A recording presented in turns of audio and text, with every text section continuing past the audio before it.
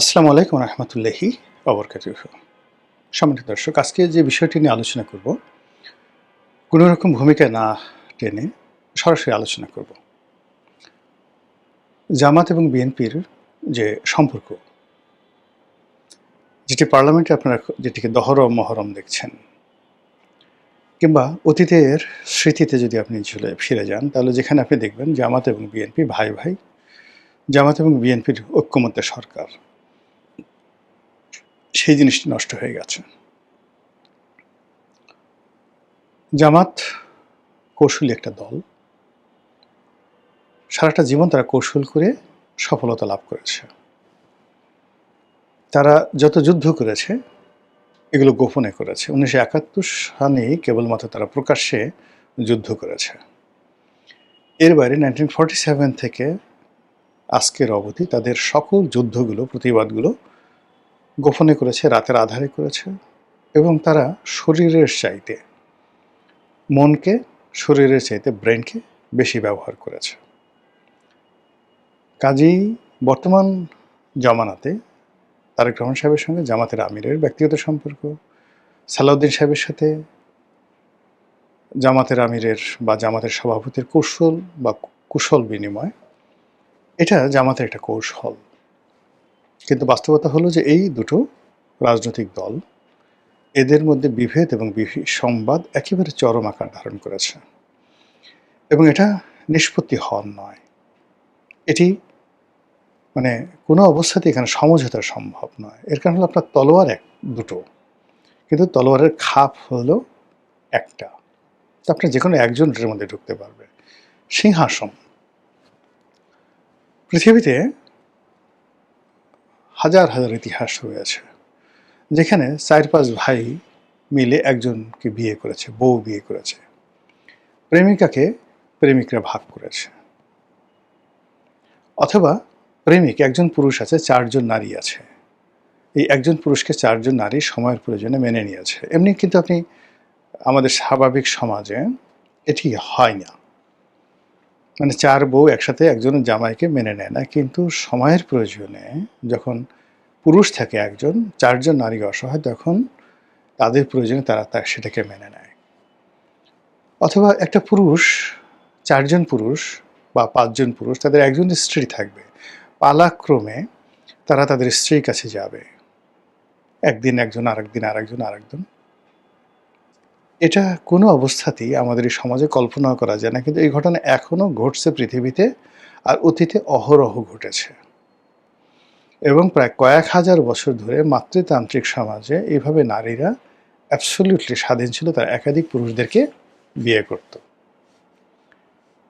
তো এই যে সময়ের প্রয়োজনে যা কিছু অসম্ভব ঘটে, এর মূল কারণটা হলো ক্ষুন্নিবৃত্তি, ক্ষুধার চাহিদা। ক্ষুধার প্রয়োজনে মানুষ এই কাজগুলো, অসম্ভব কাজগুলো করে। কিন্তু যখন ক্ষুধা নিবৃত্ত হয়ে যায়, প্রয়োজন ফুরিয়ে যায়, তখন আর সেই জিনিসগুলো তারা থাকে না, তখন তারা স্বাভাবিক অবস্থায় চলে আসে। তো জামাত এবং বিএনপির যে সম্পর্কটি, এটি ছিল প্রয়োজনের তাগিদে, সময়ের প্রয়োজনে। আর এখন যে পরিবেশ পরিস্থিতি তৈরি হয়েছে, সেটাও সময়ের প্রয়োজনে।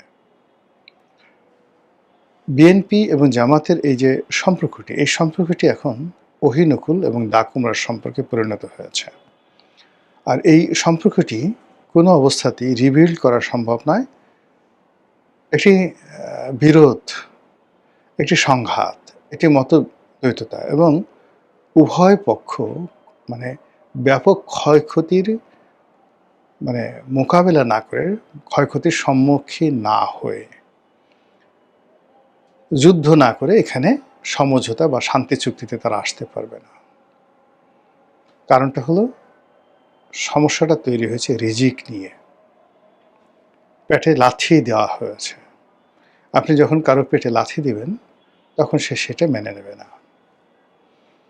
এখন ধরুন, গত ২টি বছর ধরে জামাত যে জায়গাগুলোতে তারা তাদের আধিপত্য বিস্তার করেছিল, মিলিটারিতে, জুডিশিয়ারিতে, সিভিল অ্যাডমিনিস্ট্রেশনে, পুলিশে, ব্যবসা বাণিজ্যে, ব্যাংক, বিমায়, সর্বত্র এই 100 দিনে, সরকারের 100 দিনে জামাতের সব কিছু তছনছ করে দেওয়া হয়েছে। যেখানে যেখানে জামাত ছিল সেখানে খুঁজে খুঁজে খুঁজে খুঁজে, অর্থাৎ আওয়ামী লীগকে যেভাবে এই যাকে বলা হয় অপদস্থ করা হয়েছে, শুধুমাত্র জামাতের লোকজনকে জেলে নেওয়া হয়নি, কিন্তু জামাতের সাথে জেলে গেলে জামাতের জন্য বেটার হতো। সেই কাজগুলো না করে যেটা করা হয়েছে, প্রত্যেকটা জায়গা থেকে জামাতকে উচ্ছেদ করা হয়েছে, তাদের রুটি রুজিতে হাত দেওয়া হয়েছে। আওয়ামী লীগ যেভাবে তাদের আর্থিক প্রতিষ্ঠানগুলোকে টার্গেট করেছিল, বিএনপি একইভাবে তাদের আর্থিক প্রতিষ্ঠানগুলোকে টার্গেট করেছে। আপনারা সাম্প্রতিক সময় দেখেছেন যে তাদের খোলামেলা কথাই, যেটা হলো বাংলাদেশের বেশ কয়েকটি শিল্প প্রতিষ্ঠান রয়েছে, যেমন নাবিল গ্রুপ আছে, আকিজ গ্রুপ আছে। এই আকিজ গ্রুপ, নাবিল গ্রুপ, এরা সবাই জামাতের কট্টর সাপোর্টার।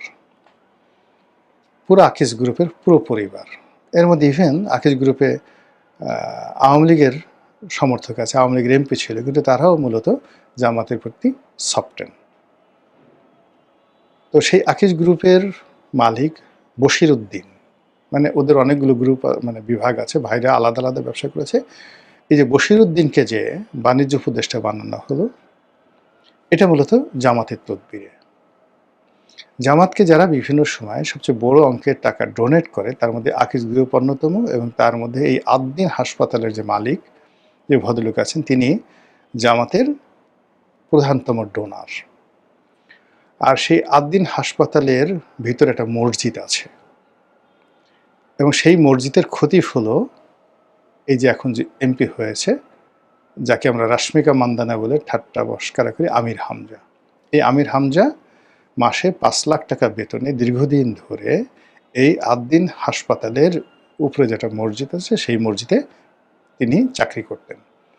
আর এই চাকরির বাইরে গিয়ে তিনি সারা দেশে ওয়াজ এবং মাহফিল করতেন, এবং পুরোটাই এই আদ্দিন হাসপাতাল তাকে প্রমোট করত। জামাতের অনেক বড় বড় নেতা, যেমন ধরুন এই যে এখন আজাহারি, আজাহারিকে যে আজকের এই পর্যায়ে আনা হলো, এটার পেছনে পুরো আকিজ গ্রুপের একটা বিরাট অবদান রয়েছে। আপনারা যারা যশোর, অভয়নগর, বেনাপোল, এই সমস্ত এলাকাতে যেখানে আকিজের ইন্ডাস্ট্রিগুলো, পরিবারগুলো সেখানে আধিপত্য আছে, সেখানকার লোকজন এই ঘটনার চাক্ষুষ সাক্ষী দিতে পারবেন।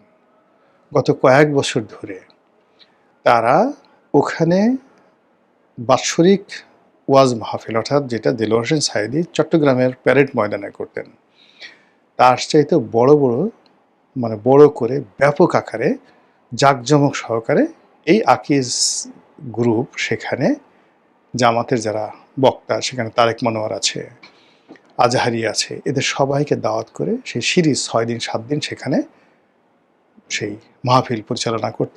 শেষের দিকে শেখ হাসিনা এটা বন্ধ করে দিয়েছিল। তো সেই আকিজ গ্রুপের আদ্দিন হাসপাতালের লাইসেন্স সরকার স্থগিত করে দিয়েছে। বোঝার চেষ্টা করুন, জামাত শেখ হাসিনার পতনের পরে যদি তারা শুকরানা আদায় করে থাকে, আল্লাহর কাছে শুকরানা আদায় করে থাকে, এবং সবচেয়ে বড় প্রাপ্তি যে আল্লাহ তুমি আমাদেরকে সবচেয়ে বড় প্রাপ্তি দিচ্ছ, সেটা জামাত যে সংসদে গেছে তা না, জামাত যে বিরোধী দলে গেছে তা না, জামাত ইসলামী ব্যাংক ফিরে পেয়েছে, এবং ইসলামী ব্যাংকের কর্মকর্তাদেরকে দিয়ে এস আলমের যে বাকি 5টা ব্যাংক আবার তারা দখল করেছে, ওটা ছিল তাদের সবচেয়ে বড় প্রাপ্তি। এর কারণ হল জামাত তো বেসিক্যালি একটা বিরোধী দল হবে, এমপি হবে, এটার জন্য জামাত রাজনীতি করে না। জামাত একটা রেভলিউশন করতে চাচ্ছে, ইসলামিক রেভলিউশন। মানে আপনি চিন্তা করেন 1951-52 সনে মিশরে যেভাবে তারা প্রথমে সেনা অভ্যুত্থান ঘটিয়েছিল, মুসলিম ব্রাদারহুড, তখন এই মুসলিম ব্রাদারহুডের প্রধান ছিলেন সৈয়দ কুতুব।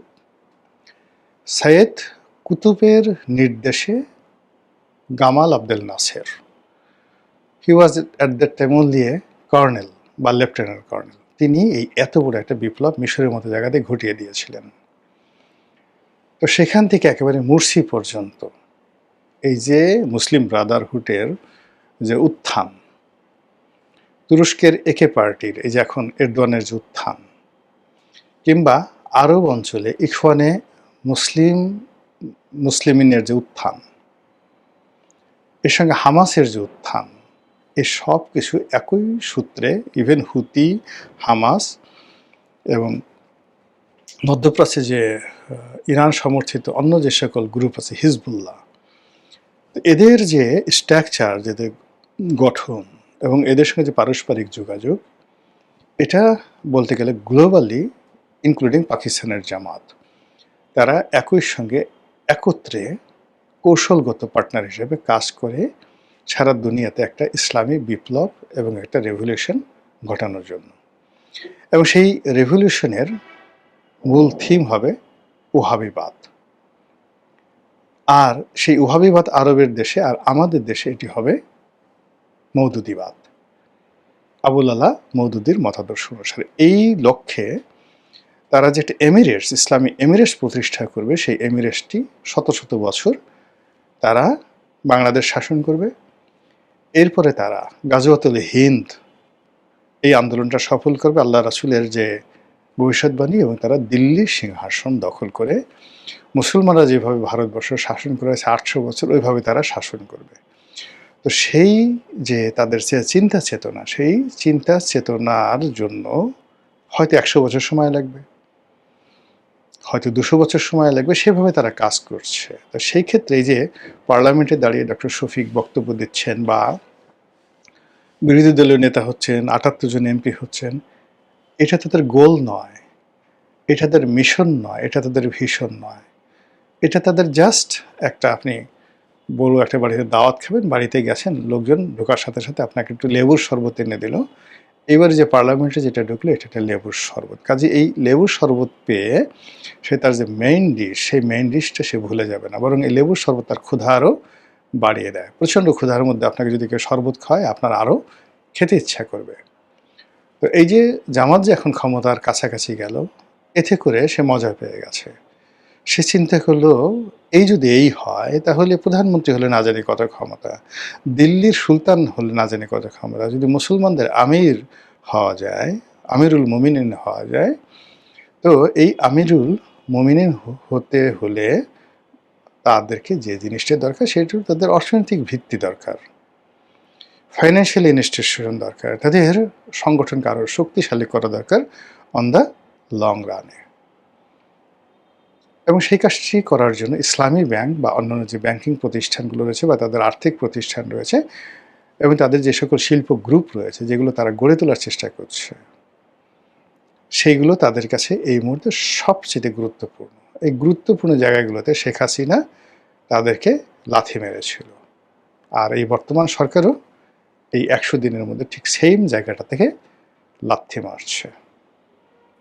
বোঝার চেষ্টা করুন, এই লাথি খাওয়ার পরে তারা কি সুবহানাল্লাহ, আলহামদুলিল্লাহ, আল্লাহু আকবার বলবে, নাকি দাড়িতে খেজাব লাগিয়ে, মানে মেহেদি লাগিয়ে, একটু আতর মেখে আর একটা বিয়ে করে মক্কা বা মদিনাতে চলে যাবে উমরা করার জন্য?